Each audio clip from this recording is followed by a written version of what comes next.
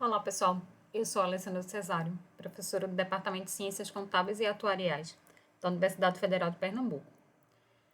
Antes da gente começar a falar do integral, vamos fazer uma breve revisão sobre limites, continuidade e derivadas.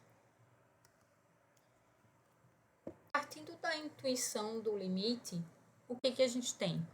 A gente tem a necessidade de investigar de que modo uma determinada função ela vai se comportar quando a sua variável independente, que na maioria das vezes vai ser o x, ela se aproxima de determinado número c, que não necessariamente pertence ao domínio da minha função.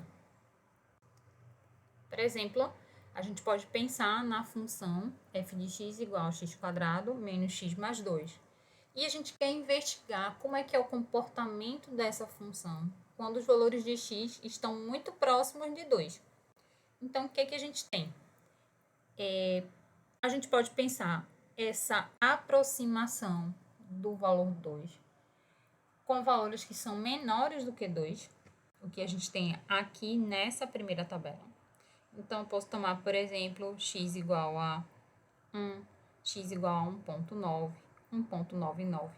E aí, observem que à medida que a gente vai descendo aqui nas linhas dessa tabela, a gente tem valores cada vez mais próximos de 2. Assumindo esses valores, a gente calcula os valores correspondentes do f. Então, inicialmente, o valor do f de x é 2, quando x é 1. E a gente observa aqui que ele vai 3,71, 3,97 e vai chegando a valores cada vez mais próximos de 4. Então, o que a gente observa é que, à medida que eu faço o x chegar cada vez mais perto de 2, a minha função chega cada vez mais perto de 4. O mesmo acontece para essa segunda tabela aqui, onde eu vou me aproximar do número 2, na variável x, só que estou assumindo agora valores que são um pouquinho maiores do que 2. Então, parto, por exemplo, aqui de 3, depois vou para 2,1, que já é bem mais perto do 2. Depois chego mais perto ainda, 2,01. E assim por diante. O que a gente observa é que cada vez que eu vou chegando mais perto de 2, eu tenho que a minha função vai se aproximando cada vez mais de 4. Então, a gente observa que, tanto com essa aproximação de 2 com valores menores, como quando eu vou fazendo a aproximação de 2 partindo de valores que são maiores, a minha função está sempre indo para 4. Então, a gente observa, pela informação das tabelas anteriores, que quando o x está muito próximo de 2, mas ele não é exatamente igual a 2, a minha função vai tender ao valor 4. Então, a gente consegue fazer com que o valor que a função f de x assuma seja tão próximo de 4 quanto a gente queira, necessitando apenas que a gente faça o x muito, muito próximo de 2. Então, esse olhar que a gente faz é um olhar de calcular o limite dessa função. Então, a gente pode dizer que o limite da função f de x igual a x² menos x mais 2, quando x tende a 2, é igual a 4. Na notação matemática, a gente vai usar essa notação aqui. A gente escreve, para indicar que eu quero calcular o limite, a gente escreve a palavra lim. Embaixo dessa abreviação da palavra lim, a gente indica qual é a variável que eu vou fazer a aproximação do ponto C. Nesse caso, meu ponto C seria 2. Então, eu faço o x se aproximar cada vez mais de 2. Após o resumo da palavra limite, após o trecho, né, o lim, a gente apresenta aqui a função que a gente quer calcular o limite. Isso tudo tem que ser igual ao resultado do limite. Quando a gente quer começar a formalizar a definição de limite, o que a gente vai ter aqui é a função, ela vai ter um limite e esse limite vai ser igual a L, quando o x se aproxima cada vez mais desse valor c, o que a gente resume através dessa notação matemática. O limite da função f de x, quando x tende a c, é igual a L. Então, o resultado desse limite é igual a L, Ou seja, a gente faz com que a função chegue o mais próximo que a gente queira desse valor L, se eu tomar o x suficientemente próximo de C, mas não necessariamente igual a C. Então, a ideia que está por trás do limite é a gente pensar em aproximações cada vez melhores, né? Então, vou chegando cada vez mais perto do ponto C e observar qual é o comportamento da minha função. O limite da função, então, formalmente, vai ser dado por essa condição que a gente está colocando aqui. Se f de x tende a um número L, quando x tende a um número C, tanto pela esquerda como pela direita, ou seja, a gente faz com que o x se aproxime desse ponto C, desse número C, usando valores que são maiores do que ele ou menores, né? Então, quando eu estou me aproximando pela esquerda, eu estou me aproximando desse lado, tá? Então, eu pego valores menores do que o C. E quando eu estou me aproximando pela direita, eu estou pegando valores que são maiores do que o ponto C. Então, se eu faço essa aproximação com valores menores e com valores maiores do que C, isso está sempre me levando para o mesmo valor L, é porque esse limite existe. A gente destaca aqui, a gente tem na ideia de limite o conhecimento de como é o comportamento da função perto do x, tendendo a perto do c, né? Quando o x está muito perto do c, a gente consegue enxergar. Então, o x, ele não necessariamente precisa ser igual ao ponto c, ele tem que ser muito próximo. Quando a gente ainda estudou limites em disciplinas anteriores, a gente tem contato com algumas propriedades para a gente poder executar cálculos de limites. Então, a gente tem propriedades que envolvem soma, diferença, o limite da soma é a soma dos limites, da diferença seria de maneira semelhante. A gente tem o limite de um múltiplo constante de uma função, isso é igual a esse múltiplo vezes o limite da minha função f. Tem propriedades envolvendo o produto e o quociente e a potência. O produto e o quociente de duas funções. O limite do produto é o produto dos limites. O limite do quociente seria o quociente dos limites, desde que o limite da função que aparece no denominador seja diferente de zero. Tá?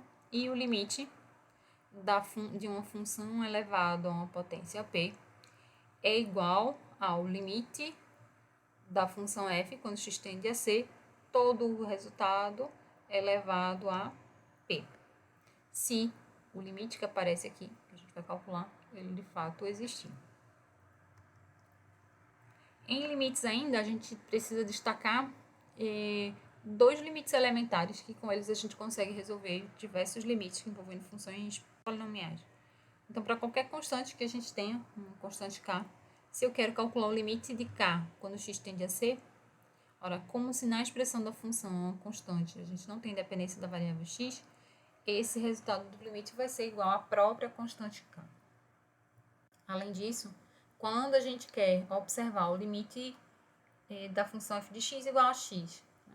Quando x tende a c, o resultado desse processo do limite é igual ao próprio c. Para que a gente consiga definir derivada e calcular derivadas, a gente precisa exigir uma condição sobre a função, que é a condição de continuidade.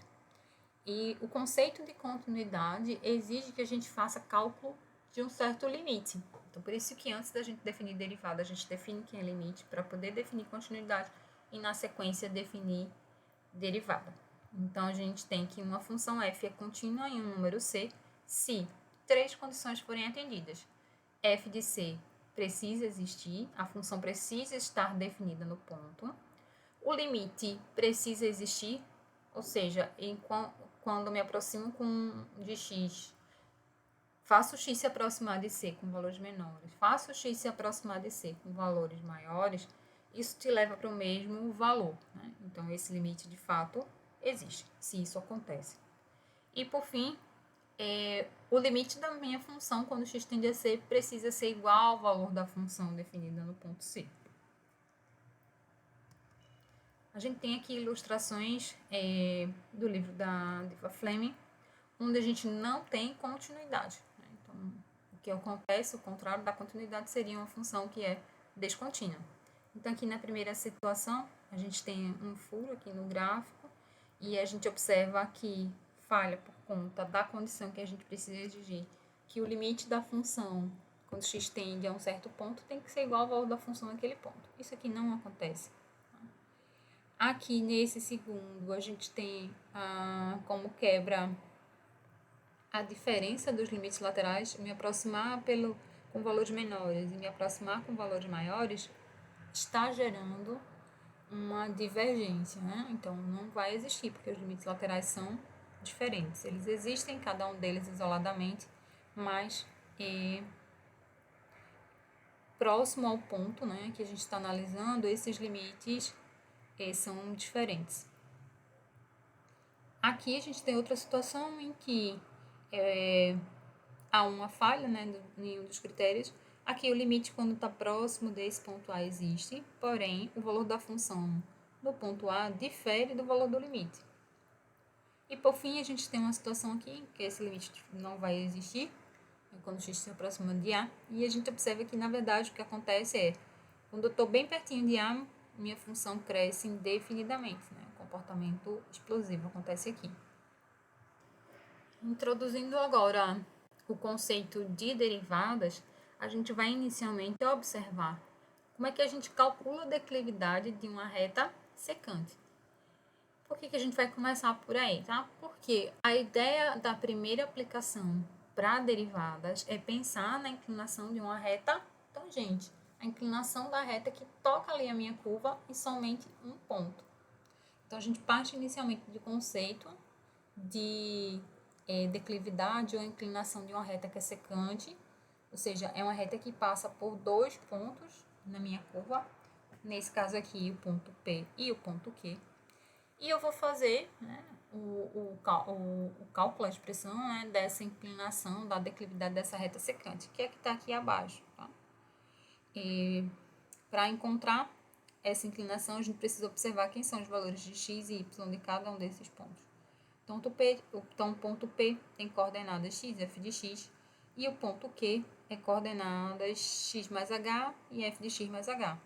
O que acontece é que esses dois pontos P, que eles diferem dessa distância h.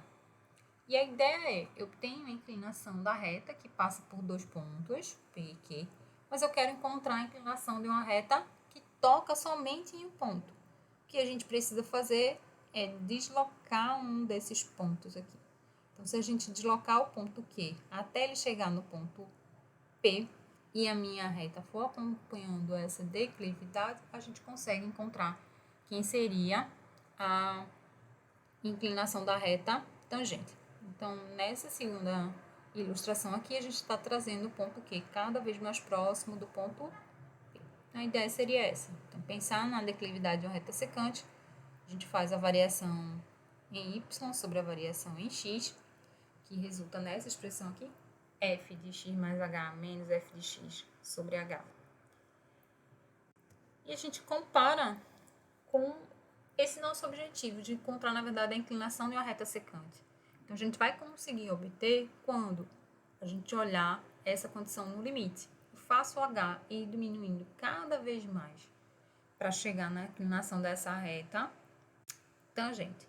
Então, se a gente observar novamente a inclinação da reta secante que a gente tem e comparar com essa, a gente consegue ver que a expressão anterior é semelhante a essa, com a diferença de que agora a gente vai fazer com que, de fato, esse h ele seja muito, muito pequeno. Então, observem que aqui, por fim, a nossa inclinação da reta secante é essa aqui, f de x mais h menos f de x sobre h. E a ideia é fazer com que o h seja cada vez menor, ou seja, que os dois pontos P e Q sejam cada vez mais próximos. Então, a gente faz isso usando o recurso de limite. Quando eu faço o h tender a um valor muito, muito pequeno, o recurso que me dá essa possibilidade é através do cálculo de um limite. Então, por isso que essa expressão aqui, ela representa para a gente a inclinação da reta tangente à minha curva. A gente pensar em derivadas, a gente também pensa em taxas de variação. Então, inicialmente, a gente pode pensar na taxa de variação média, quando eu enxergo claramente dois pontos distintos e observo essa relação entre a variação em y sobre a variação em x. E no limite, eu vou conseguir observar quem vai ser a taxa de variação instantânea. Para concluir esse primeiro momento, a gente apresenta a derivada de uma função. Então, a gente tem uma função f de x como uma função de referência. E se a gente quer encontrar uma outra função associada a ela, que a gente chama a função derivada, a gente precisa calcular esse limite. A função f' de x é igual ao limite da função de f de x mais h menos f de x sobre h quando h tende a zero, se o limite existir. Se a gente tiver possibilidade de calcular esse limite, a gente pode descobrir quem é essa função derivada, a função f'. Esse processo de calcular a derivada é o que a gente chama de derivação. A gente tem algumas regras básicas, que a gente chama dessa forma, para manipular funções que são mais simples, né? E funções que envolvem, né, operações algébricas entre dois trechos de função. Então, a gente tem por aqui como regra básica que se a minha função é igual a uma constante, a derivada vai ser igual a zero. Se a minha função é a função x elevado a n, a derivada vai ser desce o expoente n, x elevado a expoente menos 1. Para a função f de x igual a e elevado a x, a derivada dessa função é a própria função exponencial. A gente tem aqui algumas regras algébricas, né? A derivada de uma função que é múltiplo constante de uma outra função que eu sei calcular a derivada. Então, a gente precisa tentar que isso vai ficar k vezes a derivada da função f. Aqui a gente tem a associação de duas funções, f e g. Então, a derivada da soma é a soma das derivadas. A derivada da diferença é a diferença das derivadas. E produtos e quocientes, a gente tem uma expressão que rege como se comporta a derivada do produto e a derivada do quociente. A derivada do produto atende essa relação.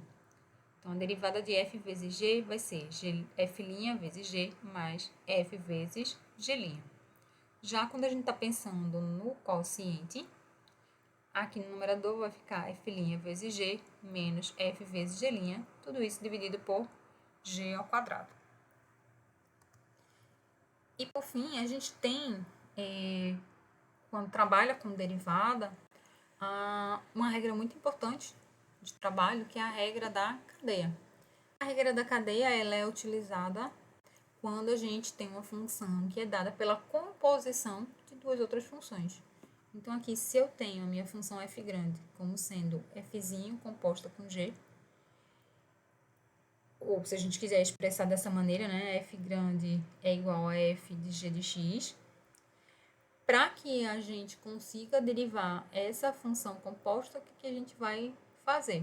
Então, a derivada da função que é composta, ela é a derivada da função mais externa, nesse caso aqui a gente está nomeando que a mais externa seria o f, vezes a derivada da função que é mais interna, a função argumento, tá? Então, meu f' seria f' de g de x, f' grande é igual a f' de g de x vezes g' de x. E com isso a gente conclui esse primeiro momento, onde a gente revisou os principais conceitos que antecedem o conceito de integração. Vamos ficando por aqui, um forte abraço e até a próxima!